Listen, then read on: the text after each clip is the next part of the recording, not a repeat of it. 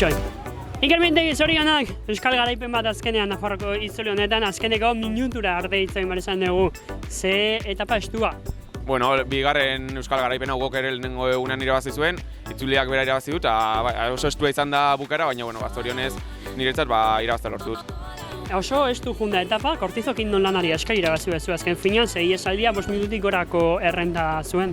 Bai, hori da ez, azkenean finish irrentzat oso iesaldi aproposa aurrera joan da, beraiek oso ondo kontrolatute beraien eginkizuna lortu ahal izateko, eta azkenean Kortizo kriston lana egin du, kriston erritmoa jarri du pelotoian, eta beraiei esker iesaldi hartzea lortu dugu, eta bueno, niretzat zorionez, azken momentu arte ez dugu ere iesaldi hartu, baina bueno, Espeinian lortzea irabazi dut.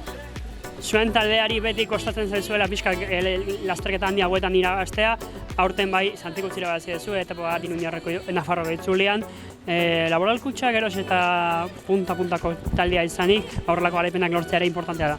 Bai ez, bueno, nik uste taldeak oso lan ona egiten ari duela ez, urtez urte maila igotzen da, asko progresatzen ari da taldea, eta bueno, aurten ikusi da ez, garaipen asko lortzen ari ditugu, oso postu onak lortzen ari ditugu, eta bueno, pozik horregatik.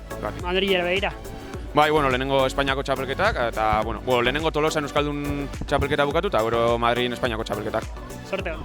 Eskerrik asko.